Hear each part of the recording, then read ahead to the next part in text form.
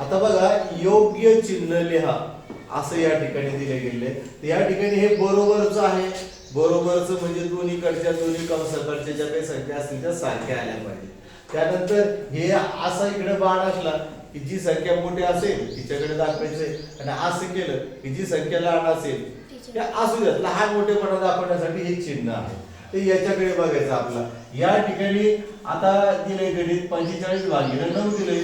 आता या ठिकाणी 45 ला जर 9 ने भाग घेतलं तर भागाचे येते 9 5 45 म्हणजे इथं 5 उत्तर. आता या ठिकाणी ना असं 45 भागिले आपण जर 9 केलं तर 9 5 45 येणार 0 0 म्हणजे इथं 5 आले. समजा या कंसाचं उत्तर आपलं 5 आलंय.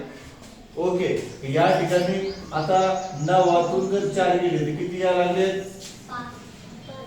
5 या लागले. म्हणजे इथं कोणतं म्हणजे इथं पण याचं पण उत्तर 5 या लागले. म्हणजे इथं चिन्ह कोणतं इथं बरोबरचं चिन्ह द्यावं लागेल. म्हणजे हा कंस हा बरोबरचं चिन्हाचा राहील.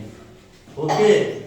चला या कंसात बघा. आता या कंसात इथं 6 आणि 1 किती या लागले 6 आणि इथं 3 ने 6 या लागले. माझी इथं कोणतं चिन्ह द्यायचं या ठिकाणी जे मोठं आहे म्हणजे हे मोठं आहे असं इकडे करून टाकायचं. नाही सर मोठं हा कोणचं आहे मोठं आपलं हे चिन्ह इकडे टाकायचं. कारण हे 7 मोठे 6 लहान आहे. ओके. खाली बघा या ठिकाणी आता याचं जे उत्तर आलेलं आहे याचं बाजूने किती आली तर 24 आणि या ठिकाणी 25 अधिक 10 किती आले 35. मग चिन्ह कुठे करायचं काय करायचं कुठे इकडे करायचं की इकडे करायचं कुठं इकडे करावं लागेल.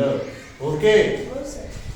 हे असं पाहिल्यानंतर जर शिकायला कळतंय कळालं हे चिन्हाचा कसा वापर करायचा. ओके.